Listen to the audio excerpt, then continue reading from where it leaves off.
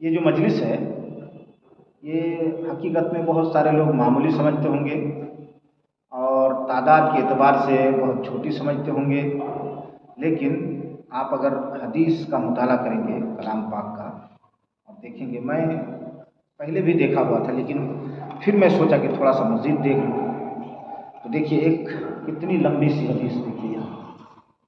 یہاں سے چالو ہو کے دیکھ رہے ہیں یہ لمبی حدیث صرف اس طرح کی مجلسوں میں جو بیٹھتے ہیں ان کی فضیلت میں اتنی لمبی حدیث اللہ کے رسول صلی اللہ علیہ وسلم کہ فرشتے چکر لگاتے ہیں دنیا میں، آج بھی لگا رہے ہیں، اس وقت بھی یہاں دال منڈی مختلف جگہ کوئلہ بازار فنا گھومیں گے، ہزاروں لاکھوں لوگوں کی بھیڑ میں مختلف کام کرتے ہیں لوگوں کو دیکھیں گے، اور جب یہاں سے گزریں گے تو دیکھیں گے کہ کچھ لوگ اس مسجد میں بیٹھ کر اللہ رب العالمین کا کلام سن رہے ہیں، تو فرشتے یہاں رک جاتے ہیں اور اپنی رحمت کے پروں کو بچھاتے ہیں،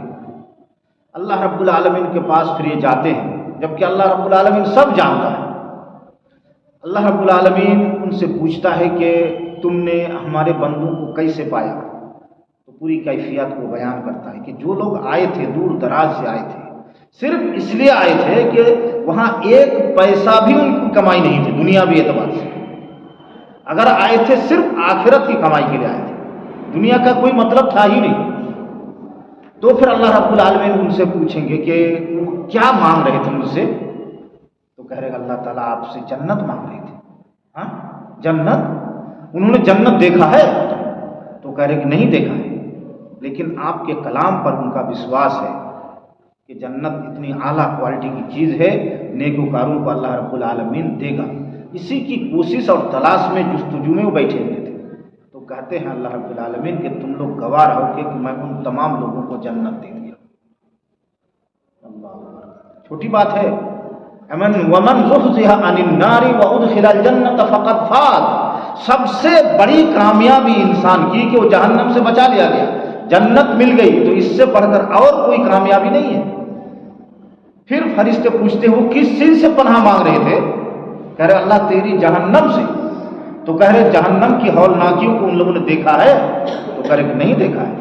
لیکن تیرے کلام پر، تیرے نبی کے کلام پر اللہ تعالیٰ ان کو وشواس ہے، تو کہہ رہے کہ تم لوگ گواہ رہو کہ میں ان سب کو جہنم سے آزاد کر دیا۔ پھر اللہ کو فرشتے سب بتاتے ہیں کہ اللہ رب العالمین ان میں یعنی ہر آدمی اس مجلس کے ہی لیے گھر سے نہیں نکلا تھا، کچھ ایسے بھی لوگ تھے کہ راستے سے جا رہے تھے، اچانک بولے کر چلو، تو وہ دیکھا دیکھی آ کے بیٹھ گئے، تو اس کو بھی یہ فضیلت مل جائے گی، کہہ رہے کہا اسے بھی مل جائے گی، ہم اس کو بھی دے دیں گے، تو یہ آپ کی فضیلت ہے۔ نہ کوئی کس مال میں گھوم رہا ہوگا، مارکیٹ میں گھوم رہا ہوگا، چائے کی نکڑ پر دکان پہ بیٹھا ہوگا، وہ تو لگے گا کہ وہی اپنے آپ کو کامیاب سمجھے گا، ماڈرن سمجھے گا، لیکن حقیقت میں وہ کج فہمی ہے، وہ بیوقوفی ہے۔ اصل کامیابی یہ ہے کہ اگر تھوڑا بہت ٹائم ملا ہے تو سب سے بہترین جگہ جو مسجد ہوتی ہے، دنیا کی سب سے بہترین جگہ، پھر اس مسجد میں جو درس اور ذکر و اذکار پڑھتے ہیں، یہ بہت بہترین چیز ہوتی ہے۔ تو اس پر اگر ہم اور آپ اللہ رب العالمین کے لیے جتنی بھی تعریف کریں کہ ہمیں اللہ نے موقع دیا، اللہ تعالیٰ نے توفیق دی، تو یہ اللہ کی بہت بڑی مہربانی ہے، اور نہیں تو ہم بھی اسی طرح گھومتے۔ تو اللہ رب العالمین کی ان گنت تعریف اور توصیف کے بعد ان گنت رحمت نازل ہو ہمارے اور آپ کے آخر رسول سید الانبیاء سید البشر جناب محمد رسول اللہ صلی اللہ علیہ وسلم پر، جنہوں نے ہمیں ہر نیک کام کا یعنی حوصلہ دیا، نیک کام کا طریقہ بتلایا کہ کون نیک کام ہے، کون آپ کو جنت سے قریب کر دے گا، اللہ سے قریب کر دے گا، اور جہنم سے دور کون سا کام کرے گا، وہ تمام طریقے ہمارے رسول صلی اللہ علیہ وسلم نے بتایا آپ کا۔ اور یہ مجلسیں یہ اللہ رب العالمین کے رسول کی سنت ہے۔ آپ کے اوپر جب وحی کا سلسلہ شروع ہوا، پھر تبلیغ کا حکم ہوا کہ آپ لوگوں کو ڈرائیے، یا ایھا المدثر قم فانذر وربک فکبر وثیابک فطہر، یہ جب آیت نازل ہوئی تو اللہ کے رسول صلی اللہ علیہ وسلم حضرت زید بن ارقم ایک صحابی ہیں، ان کے گھر میں تبلیغ کرنے کے لیے بیٹھتے تھے، کبھی 2 آدمی، کبھی 3 آدمی، کبھی 4 آدمی، کبھی 5 آدمی، لیکن اسلام کا سب سے پہلا مرکز